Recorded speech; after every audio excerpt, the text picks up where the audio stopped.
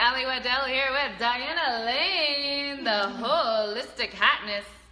And thank you for joining me on Wellness Posse Wednesday. She is one of my newly very good friends from the Austin Women Entrepreneur Group, which has really been the best thing that I've done since coming back to Austin in the last year and a half. It really has brought me connection to women that run their own businesses, and has allowed me to grow my business in ways and feel supported and really socially gain so many amazing, strong, independent women that I didn't really realize there were so many of us, I guess. But it's fantastic. And if you're in Austin and you are a women business owner, I really, really implore you to join our group, because we have a lot of fun and do incredible. A lot of badass stuff. And we have really cool meetups and do all kinds of stuff. So that's a little side tangent. But as we do every week, I bring some of my favorite wellness professionals in, and we really talk about what real wellness means to us, so we can elevate the conversation from this quick fix, juice fast, wrap yourself in saran wrap, shoot your face with Botox stuff, to really lasting transformation through self-love, self-testing, and self-knowledge. And she has an amazing story that I can't wait for the Wellness Posse to hear, but I'm going to let her just do her brief introduction, and then we'll jump on in. Awesome. Thanks, Allie. So my name is Diana Lane, and I have been in the health and wellness space for about 10 years now. It started out on a journey to become a cardiothoracic surgeon. So I transferred quickly into acupuncture and Chinese medicine. It's almost the same. right, almost, kind of close. But I view myself as kind of the perfect conglomeration of a little bit of science and a little bit of woo. So I do acupuncture, Chinese herbal medicine, holistic skincare, and then I throw in like some crystal sound and light therapy. So a little bit of everything. And my big passion is transformational advocacy for women's wellness. So earlier this year, I started the Holistic Hotness, and it is an open forum platform for community consciousness, really breaking through the confines of body dysmorphia and kind of the faux beauty that society and the media has really implanted on people, and women specifically. So breaking through some of those confines, we have meetups and events, we go on adventures, and I make funny videos where I put bananas and stuff on my face, and it's a pretty good time. So yeah, I'm really excited to share this passion and really help women know that there are alternatives to some of the modern cosmetic procedures that are really promoted and supported right now in the Western medical world. So, yeah. Well, so let's just jump on in. So we've talked about, of course, your wellness philosophy, but kind of share with the wellness posse, what is your kind of general idea of what does real wellness mean to you?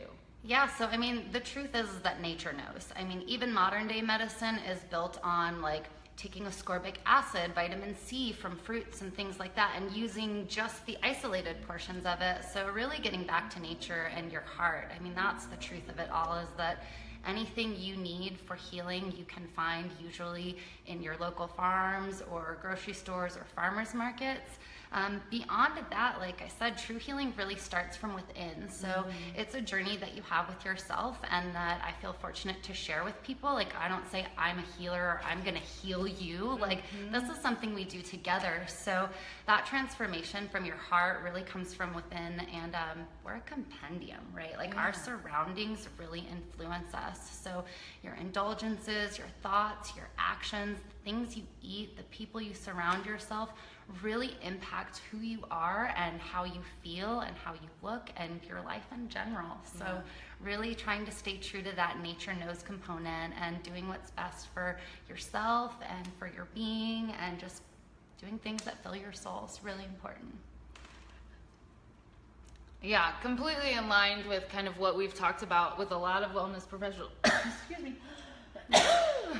Don't do it. Don't die. Water break. Hold on. Water break. Hydration is very important. Yes, true. We'll talk about that in a little bit. I don't know what happened there.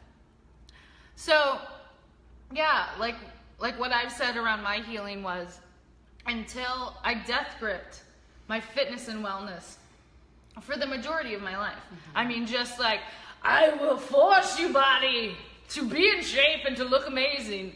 But really, you know, by punishing myself in the gym, overtraining, under eating, going on, fasting and then binge eating, this whole cyclical gaining weight, losing weight. It's summer, let's not eat anything, this whole kind of very destructive, healthy lifestyle that so many people live on. But until I really looked inside and was like, why are you doing everything you're doing? What is your soul crying for that you're actually not listening to? And until I actually tuned in, got some self-compassion and self-love, and healed my inside, did my body be like, oh, you want to be like this? Oh, look, we can do that. It's really not even that big a deal. It's just been such an interesting transformation of that mental shift from when you actually look inside, what actually happens in the outside.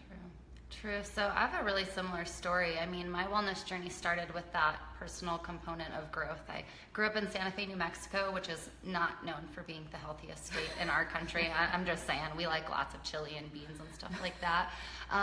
So I was like that typical high school student, like breakfast of champions, Doritos and Dr. Pepper. Yeah, that was a regular for me. And fast food whenever. And it really became apparent that things were happening in my body that were not the best for my growth and my overall health and wellness. So I went inside just like you did and said, well, wait, what really matters? Like when it comes to longevity and opulent self-love and caring for this temple that I've been blessed with, like where do I even begin? So I got into nutrition, and that was kind of the segue into everything. And then it was like, oh, okay, pre-med, like obviously I want to help people, I want to change the world. And it became really apparent. I did a cardiac rehab internship program up at Western, and heart surgery was really cool. I'm not sure. Lying. Doing heart surgery was awesome. Yeah. But watching people with their second or third stent, 2 coronary artery bypass surgeries, it broke me inside. I realized that there had to be a better way, something that I could do to prevent people from even getting to that point where they're having heart failure and all these congestive issues. So I delved into kind of everything. I looked into chiropractic, Ayurveda, naturopathy, PT, the whole gamut, and ultimately Chinese medicine resonated the most with my soul. It was a true comprehensive medical system that took all of these things into consideration, right? Like the way our environment influences us. I mean, we're in Texas, it's hot outside, it's like 90-something degrees. And think about it, when you're inundated with heat, you get grumpy, you don't want to eat, you kind of just feel like, ugh, and that literally is pathogenic heat influencing your body, the redness in the face, the whole 9 yards. So the more I learned, the more it made sense. And I just jumped right in. So 7.5 years later, from undergrad to licensure, I got my license and started practicing. Spent a couple months in Southeast Asia, studied in China, got to like see straight up like Chinese medicine in is way different than anything you'll experience here. But, what was that different? Like what was the difference in kind of learning modalities, China versus the U.S.? Because you did most of your study here in the U.S. Where was that? Yeah, at AOMA actually, right in Austin. Oh, so, cool. Yeah, okay. local, which was really great. Yeah. Awesome program. And so it's very different. You know, there's a lot less precise standards, I guess is the way to say it. Like there's a thing called eSTEM, and in China they literally had, we have like little alligator clips that you stick on needles, and they do like the tens unit kind of pulses. Yeah. Well, in China it's like an open wire that they just like wrap around a needle and just like, there you go, buzz. They also had a lot of apitherapy, which is bee acupuncture, so that was really interesting. Really? With actual bees? Little bees, and they take them and they... Whoa! Yeah, so poor I mean, bees. they do that in the States too, but very different. You know, in China you can kind of be a little bit more straightforward with acupuncture, like the stroke unit. Yeah. When patients get through a stroke, they go right to the acupuncture ward, and that's where they do all of their healing in, because the neurological benefits of acupuncture is just out of this world. So whereas people don't really realize, like, you can treat anything from allergies to zits with acupuncture. Yeah.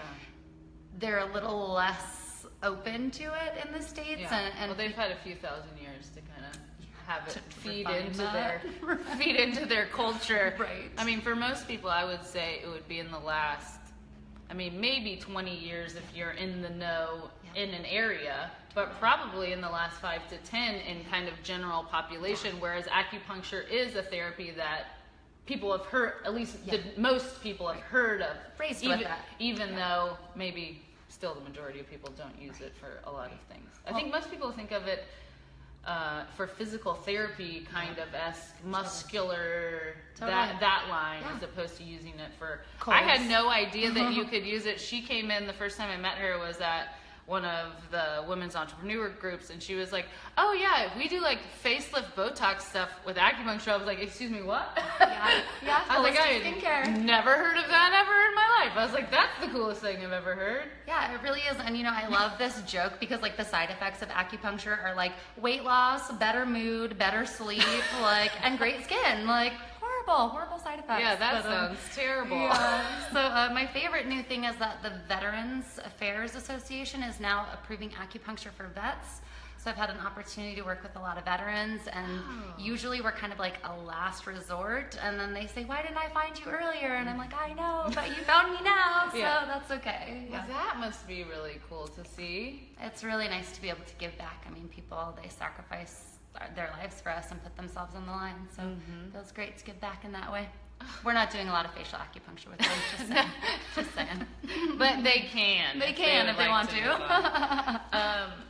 So we kind of talked about your path, and then I really like to talk about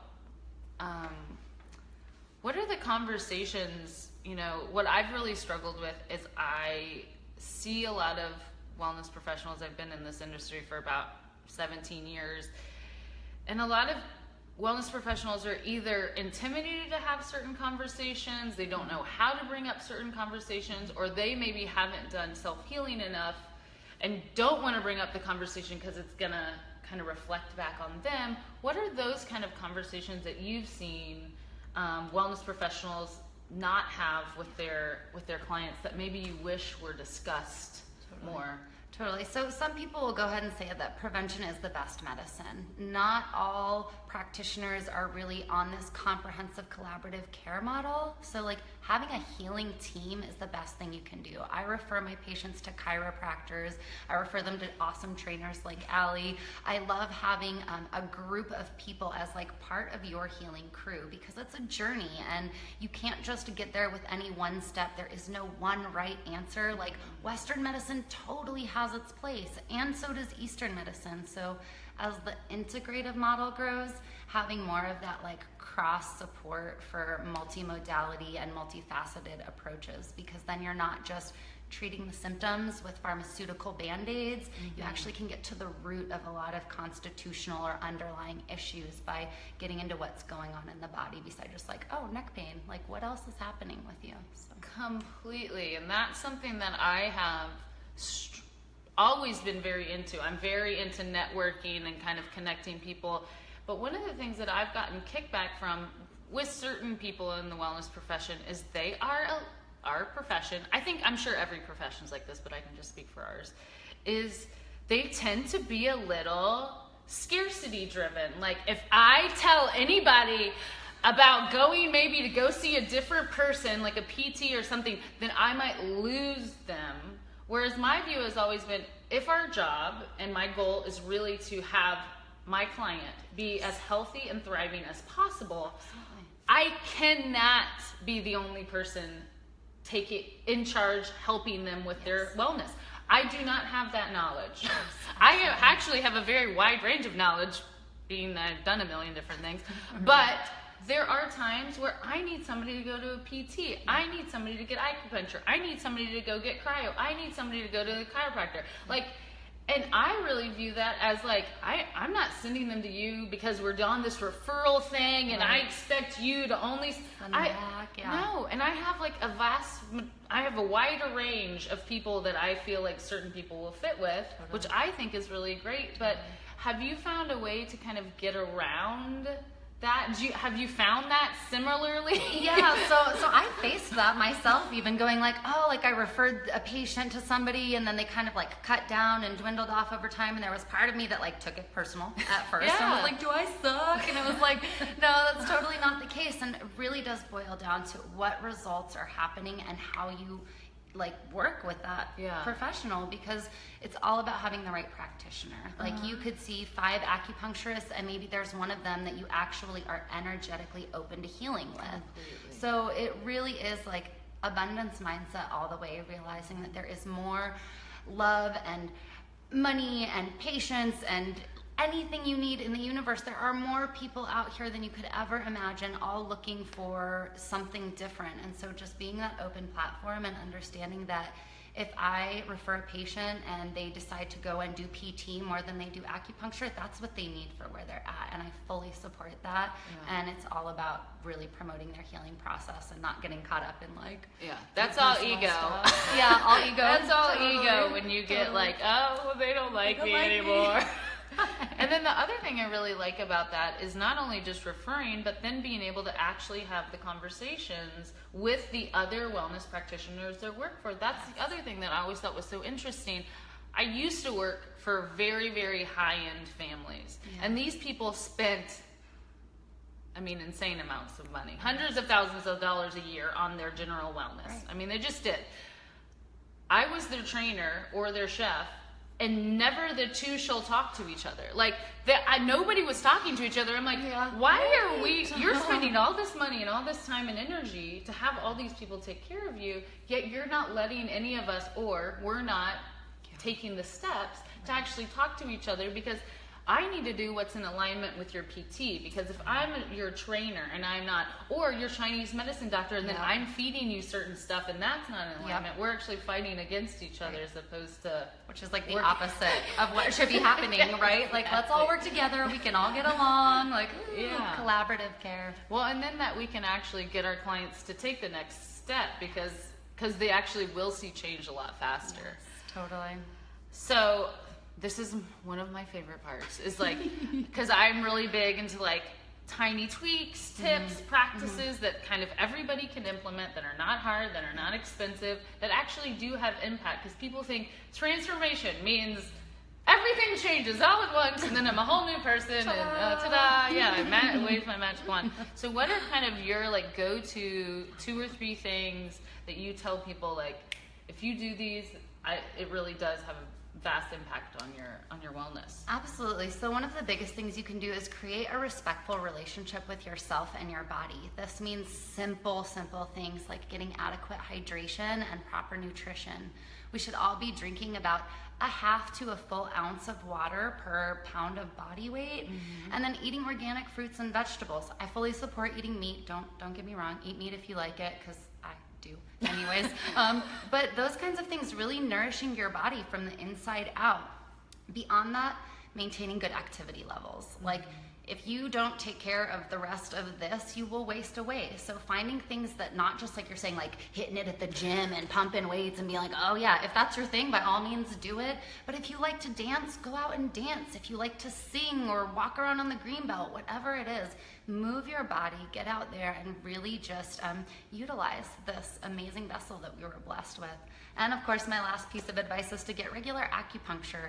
The way it affects your neurotransmitters, it can release endorphins, enkephalins, adenosine, and other cofactors for overall health and wellness, and it can treat everything. I mean, pain, shingles, headaches, weird burning mouth stuff that nobody else understands. I mean, I just see it all in my clinic. So really having just an overall wellness regimen where you take care of yourself with nutrition, exercise, and having a good crew to help heal you. I love it. I want her, I'm going to actually let her talk about something that I know she really loves. Let's talk about ecstatic dance for a second. Yeah, okay. She came in, she was like, I was dancing on Sunday. And actually, Ellen, who's another girl from our group who I also train, was telling me that she actually went dancing with you. So I want to give this brief shout out. Shout out to Ellen Smoke, yeah. And I want you to kind of tell everybody what ecstatic dance is and why you love it so much, and kind of what it does and that kind of thing. So there's a couple classes, but this one specifically is Sundays, 10 a.m. at Sky Candy, and it's a free-form movement class. It's literally a room full of like 100 people. They put on, it's kind of like a crescendo of music. They'll start off slow, and then there's a point in the middle where everyone's just like feeling it. And I like calling it Dance Tribe because like you don't have to be like ecstatic. You can do whatever you need to do to process your dance moves. Yeah. And it's really beautiful. It's just free form movement, and it's interactive. You do not talk. It's all about eye contact and body language and free form, and it's just so beautiful. I think it sounds so fun. I'm completely going. Yep. We'll see you guys there this Sunday, right? Yeah, that's awesome. So kind of also in line with what we talked about, wellness professionals not talking about, what are some of the wellness myths, or especially, one or two that you wish were broken that we could just get rid of by now in 2017? 2017, I know, right? And this is always like fluctuating. They're like, butter's good, butter's not good, butter's good. Oh, butter's not good. yeah, don't eat coconut oil. This is actually what we're going to talk about. Vegetable oil, way better. Yeah, vegetable oil, super processed. This war on statins and cholesterol is ridiculous.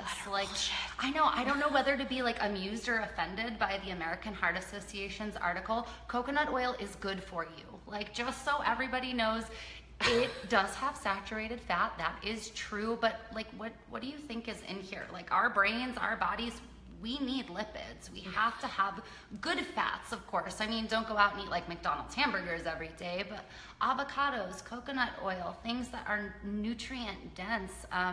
They've even found that cholesterol in the levels of 200 to 239 is actually protective for health. It decreases all-cause mortality and is beneficial for longevity. So this whole like war on good fats, I mean, they promoted margarine and vegetable oil in 2 articles, and that just does not, there is no logical background. Even the research says, like in their article, if you read through it, it says this has not, higher saturated fat levels and higher cholesterol levels have not been proven as causality for congestive heart failure. There's absolutely zero science behind that statement. And it really has to do with inflammation, processed food, and actually cholesterol size. So there's like 2 different sizes of cholesterol, and that actually has a lot to do. And you can get that tested, which is actually a much better test than the standard HDA-LDA. Yes, absolutely. I mean, it's just we're overprescribed pharmaceuticals, and you just follow the money, follow the research, and make your own opinions based on your best educational decision, or talk to wellness professionals who spend lots of nerdy hours on the computer reading weird science, because people are like, ugh. Well, thank God. I mean, luckily there actually has been a lot of backlash from that article, and the real science has actually come out. So if anybody didn't see it, I did post, Mark Hyman did a really great live video going through the exact science, linking to all the scientific articles, really dispelling what the American Heart Association said. So if you haven't checked that out, look at that. Eat better. Yes, eat better. And please just eat real food. If you think vegetable oil is real food, it's not. Vegetable oil is one of the most processed foods that actually is consumed today. And it turns rancid at a really low burning point, which is why coconut oil is way better. Yeah, don't cook with it, please. Okay. So one of my things is for wellness professionals to start being a little more transparent with that we struggle just like everybody else struggles. You know, so many of us put ourselves or our clients put us on some pedestal, and then we feel very scared to actually be honest when we're struggling with things, and what that does is kind of internalize them and make us kind of sicker and, you know, more shame-filled if we actually are struggling. So I like to really ask everybody, is there a time that you've struggled with your wellness? And then how did you kind of get yourself back on track? So like you said, I mean, we're only human, and it's a fluctuation. I mean, I try to live my life in balance. I take really good care of myself and promote a lot of internal healing, so that it's okay if I go out and eat a little bit of gluten-free chocolate cake sometimes. Not a big deal. My biggest struggle in life was I was in the ballet industry for about 10 years. So Black Swan, like that stuff is not too far-fetched. I was dancing with girls who were going to New York City Ballet, and I'm 5'5", and I'm a little curvy, and I got kind of flat feet, and so I was dancing 6 or 7 days a week. I was anorexic, bulimic. I was not taking good care of myself, and I hated my body. I hated myself. I had total body dysmorphia, and it was really scary looking back on it, like how unhealthy I was and how easy it was to like keep it under the radar. So no one really knew that I was like facing this silent struggle. And something just flipped in me one day. Like I was 16 years old, just having this capacity where I was dancing 7 days a week and still unhappy, and I said something has to change, and so I dropped out of ballet, got into belly dancing actually, which was like, then I was too skinny for it, you know. I'm like, oh, I don't have, what am I gonna do? And that really transformed my life. So I started eating better and realizing that the way out is in. So I really just started nourishing myself with whole foods. This was right around the same time where I got into like nutrition and wellness and things like that. And so since then, I've really just done everything I can to maintain a balanced, holistic lifestyle. Like, I will still go out and enjoy myself. Like, I don't get overzealous about like, oh my God, I get, you know, because when you clutch on to that concept, it's so detrimental to your psyche and who you are. So yeah, eating healthy and transferring out of that. I will say, I went to Austin City Ballet a couple months ago with a girl I was nannying, and all of the ballerinas there looked really healthy. They looked really happy. So it's great to see that a lot of that has probably changed in that industry. Yeah. That industry, although those women are just absolutely some of the most phenomenal athletes you have ever seen in your life, you can see it, that there is a struggle there probably with a lot of them to maintain those physiques. I'm sure is not an easy thing. So that's the end of our normal round. Now we're going to Wildfire Wellness round. So this is our rapid fire questions. You don't have to answer them quickly. I just have to ask them quickly. So what does your first and last 30 minutes of the day look like? Are you good with? Okay. Yeah, so my first 30 minutes of the day, I usually have a little bit of a snooze. That like 10-minute snooze is typically what gets me through the morning. And then it usually involves getting up, washing my face, brushing my teeth, having warm water with lemon, and then I'm typically out the door to head to the clinic. The last 30 minutes of the day can include either reading a book, drinking some chamomile tea, sometimes taking a bath, meditating, some kind of balance of those things. Nice. What is some of your favorite wellness books, podcasts, or people? I love this question. So my top three, Pedram Shojai. I know, right? So founder of Well.org and author of The Urban Monk. He is just such a light in the world. His mission is beyond inspirational, and so I fully adore and support him because he's doing it.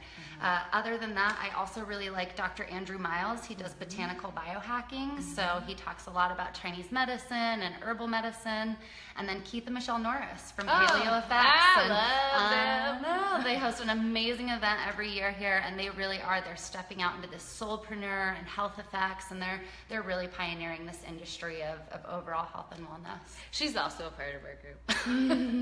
We love her. What's your spirit animal? Oh my gosh, okay. This is a good one. So I usually identify with wolves, of course, being Diana, the light of the moon and stuff like that. There's something about the nature of wolves and the way the wolf tribe interacts, the way they care for their sick, the way they take care of each other in general, and the cohesiveness in it. So I really resonate with that. And I'm a little bit of a night owl, so. Oh, awesome. What would you think your superpower would be? So I always say if I could pick any superpower, it would be unlimited omniscience. I would want to know, like if I could just like grab a book and be like, okay, I know Mandarin now. All right, I know Kung Fu. Yeah, like infinite downloads from the universe. I would love that superpower. Otherwise, my superpower is just being me. What advice would you give to your 16-year-old self? Oh my gosh. Okay, my 16-year-old self, don't get too caught up in self-judgment and self-doubt. Like, you got this. Yeah. So that's it. That was Wellness Posse Wednesday with my girl Diana Lane. Where can the Wellness Posse find you? What's coming up for you? What if you haven't asked for everybody or totally. So you're welcome to friend me on Facebook, Diana Lane. Otherwise, you can find my group called The Holistic Hotness. It's got 2 little fires on the side, and I'm just community building right now. So I'm going to be creating some products, some fun infographics, and video tutorials for like fun skincare stuff at home. So join the group, check it out, share if you want, and feel free to reach out if you'd like to try some acupuncture. Yeah, she has super fun events. So she has really cool women and girl-centric. She did kind of like a young women's event, and she does some really, really neat stuff. So make sure that you're following her, friend her, find the Facebook group because she does really, really awesome stuff. Totally, yeah. We do summer sisterhood sessions where we like wander around outside, and then we do like other ones where we like make masks and stuff like that. Ladies spa days. It's super fun. Well, thank you so much for doing Allie. this, and I really appreciate you being my friend and you being a part of this. Likewise. Bye, everyone. Thanks, Wellness Posse. See you next week.